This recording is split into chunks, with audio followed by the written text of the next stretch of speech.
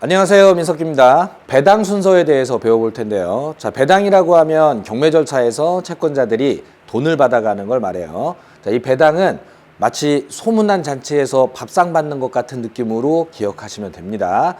당문각 클래스. 자, 우리 경매 배당은 3개 그룹으로 나눠서 배당을 해요. 1그룹에 있는 채권자들이 배당을 다 받을 때까지 이 그룹에 배당이 없어요. 이 그룹에 있는 채권자들이 배당을 다 받고 난 다음에 또 3그룹의 배당이 있어요. 자, 그래서 1그룹에 있는 채권자들은 최우선하는 채권자들입니다.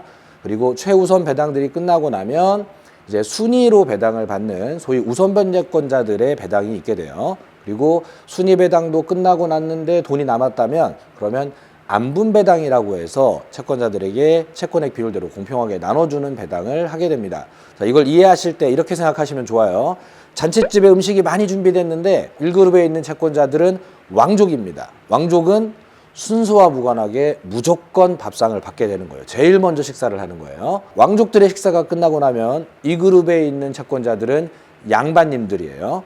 양반님들은 순서에 따라 같이 밥 먹는 게 아니라 먼저 온 양반이 식사가 끝나면 그 다음 양반이 식사를 하고 줄 서서 차례차례 밥을 먹는 거예요.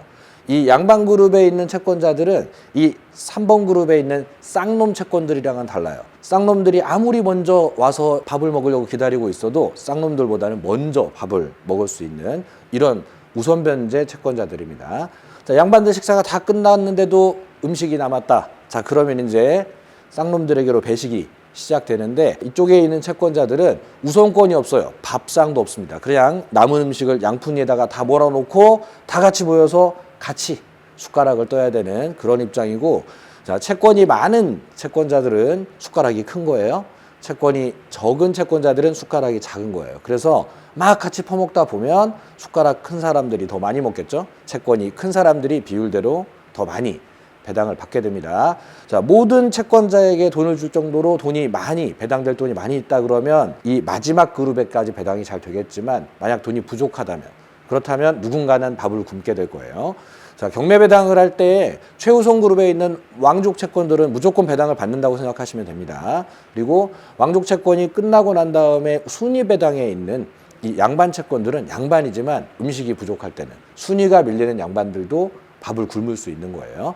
자, 그리고 순위 배당을 받는 우선 배제 채권자도 배당이 끝나고 난 다음에 이 3그룹에 있는 소위 쌍놈 채권들한테 배당이 왔을 때에는 돈이 부족한 순간 이 3그룹에 있는 모든 채권자들이 조금씩은 다 배당을 적게 받을 수도 있는 개념이 된다는 겁니다. 자, 이렇게 이해하시면 전체적으로 어떤 경매에서든 배당을 누가 먼저 받는지 판단할 수 있을 거예요. 자, 어떤 채권들이 있느냐? 가장 먼저 최우선으로 배당을 받는 왕족 채권에는 경매 실행 비용, 제3취득자의 비용상환 청구권이 1순위입니다. 경비정리 차원에서 처리하는 거고요. 최우선 변제권이라고 해서 특별법에서 무조건적으로 먼저 챙겨주라고 되어 있는 채권이 2가지가 있어요. 우리 공인중개사 시험에도 나오는 주택상가임대차 보증금인데 전액은 아니고 일부 금액, 지역별로 일부 금액에 대해서 먼저 챙겨주는 거예요. 그리고 근로자가 혹시 임금을 아직 못 받았다면 회사 재산을 경매했을 때 그 임금의 전액은 아니지만 일부 금액은 최저생계비라는 개념으로 무조건적인 배당을 먼저 한다는 겁니다. 그리고 난 다음에 마지막으로 최우선 변제를 하는 것이 당해세인데 이 당해세라고 하는 건 경매가 되고 있는 그 부동산 자체에 부과된 재산세, 종합부동산세 같은 그 부동산에 부과된 세금이고 이 세금을 국가가 걷어야지만 운영을 하기 때문에 이 부동산이 경매가 될 때 당해세는 일단 먼저 정리하는 겁니다. 그래서 이 3가지 채권은 순서대로 배당은 하지만 사실 항상 배당을 하기 때문에 순서를 기억하실 필요는 없고요. 무조건 배당되는 최우선, 순서를 따지지 않는 채권들, 비용은 최우선으로 당했네 이런 느낌으로 기억해 주시면 됩니다. 자, 비용, 그리고 최우선 변제권, 당해세. 그래서 비용은 최우선으로 당했네 이렇게 생각하시면 되고, 자, 이제 돈이 남았다면 순위배당을 하게 되는데 이 순위배당을 받는 가장 대표적인 권리가 저당권입니다. 저당권은 우선변제권이 있다라고 하죠. 3그룹에 있는 일반 채권자들보다는 무조건적인 먼저 배당을 받게 됩니다. 그리고 전세권도 전세금 우선변제 받을 수 있죠. 그리고 가등기담보권은 경매에선 저당권 취급을 하기 때문에 저당권처럼 똑같이 우선변제 받을 수 있고요. 자, 주택상가 임대차 보증금 중에 일부 금액은 최우선으로 받았는데 그 남은 금액들이 있겠죠. 자, 그 부분들을 또 안정적으로 회수하기 위해서 대항력과 확정일자를 갖추었다면 마치 전세권자처럼 우선 변제를 받을 수 있게 법을 만들어 놨습니다.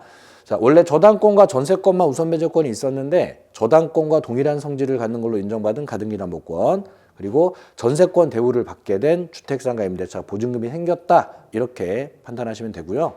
아까 당해세 최우선으로 배당 받아갔죠. 당해세를 제외하고도 이 경매당한 사람이 납부해야 될 뭐 소득세라든가 이런 게 미납돼 있다면 그 국세 부분들은 또 우선 변제의 대상으로 들어가게 됩니다. 자, 만약 이 모든 채권들이 같은 경우에서 배당이 필요하다면 먼저 생긴 채권자들에게 배당을 주고 그 다음 순위에게 배당을 하는 방법을 순위배당이라고 하는 거예요. 그러니까 우리가 기억해야 되는 건 우선 변제를 받는 순위배당 그룹에 있는 5개 채권이 어떤 순서로 배치되어 있는지에 따라 배당 순서가 달라지는 거니까 이 양반 그룹, 이 그룹 배당이 가장 중요하겠습니다. 그리고 이 그룹의 배당을 주고도 돈이 남았다면 이제 안분배당을 하게 되는데, 이 안분배당 채권은 일반 채권, 그러니까 저당권이나 전세권 같은 담보물권이 전혀 확보되어 있지 않은 그냥 채권자들이에요. 채권의 비율대로 안분배당을 받게 되고, 그리고 유치권은 우리가 수업 시간에도 배우지만 우선 변제권이 없죠. 담보물권이지만 유치를 통해서 돈을 받는 거지 우선 변제를 받는 방법을 쓰지 않아요. 그렇기 때문에 유치권자의 채권은 일반 채권자들과 같이 안분배당 형태로 배당을 받게 됩니다. 다만 유치권은 쌍놈 중에도 완전 상거지예요. 얘네들은 각설이라고 생각하시면 됩니다. 자, 우리 각설이들은 쌍놈들과 같이 밥을 먹는데 그래도 배를 불리지 못했다면 이제 각설이 타령 시작합니다. 자, 그렇기 때문에 이 유치권자들이 떠나지 않고 계속 각설이 타령을 하면 그러면 이제 집주인이 몰래 빼놨던 밥그릇을 하나 쓱 빼주는 그런 느낌으로 배당을 받을 수 있어요. 그러니까 유치권 프랜카드 걸어놓고 계속 진상 떨고 있다 보면 누군가는 돈을 줄 거다를 기다릴 수 있는 채권자들이 되겠습니다. 그래서 경매에서 우선 변제는 못 받고 안분배당을 받는 게 유치권이지만, 그렇지만 결과적으로는 따로 돈을 받을 수 있는 기회가 확보가 되는 이런 형태의 담보물권이 되는 겁니다. 자, 이 전체적인 순서를 기억하고 있으면 굳이 누가 누구에 우선한다, 누가 누구에 우선한다를 기억하지 않아도 경매되면 왕족, 양반, 쌍놈 순서로 배당하겠구나, 이렇게 판단하시면 되는 겁니다. 이제 경매 배당 어떻게 하는지 알 수 있겠죠? 합격을 향해서 고고고!